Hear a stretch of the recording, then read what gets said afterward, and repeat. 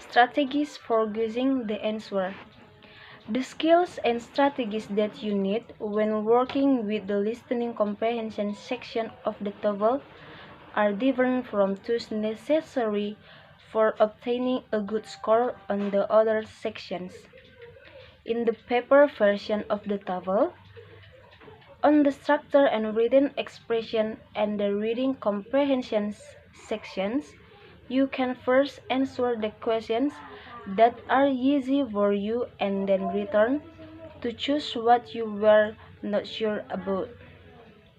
However, you cannot use this strategy with the listening test. In the computer version of the TOEFL test, you will not see any questions until after you have heard the selection. Instead, you will see photographs of speakers or scans of the conversation. Pay attention to what is said, not the pictures.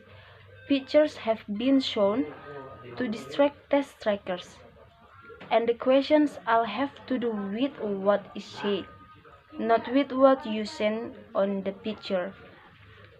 If you have time when taking the paper version of the test, quickly look over the answer for a selection before it begins. When listening to a selection, concentrate on its meaning. Make your best choice from the ones given, and focus fully on the text selection. Remember that you have only a few seconds to answer each question. There is no connection between questions, even those that are based on the same dialogue or lecture. Therefore, thinking about the question that was spoken a few seconds ago while another one is being read will distract you from choosing the correct answer. Another faulty strategy is trying to read the possible answer while listening to a selection. This approach will also divide your attention and distract you from listening to the speakers. And actually, the listening comprehension section is as much a test of concentration as it is of comprehension. For this reason, you should not allow yourself to be distracted by other students taking the test or by noise in the testing room. You need to concentrate on each question to the best of your ability.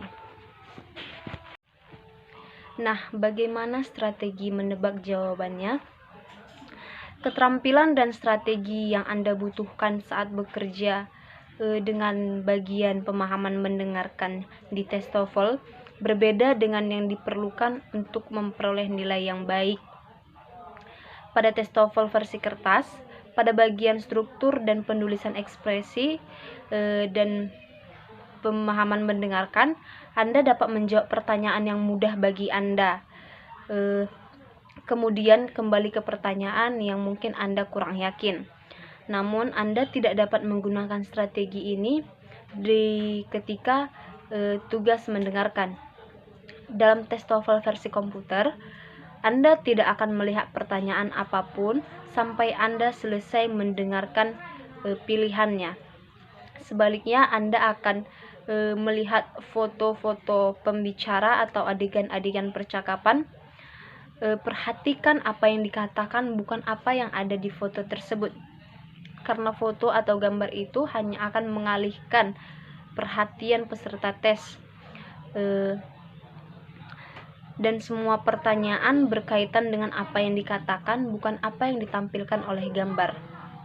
Jika kamu masih mempunyai waktu, segera periksa jawaban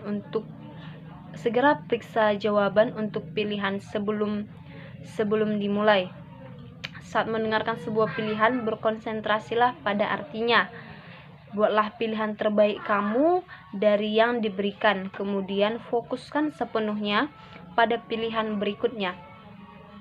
Ingatlah bahwa Anda hanya mempunyai beberapa detik untuk menyelesaikan setiap pertanyaan.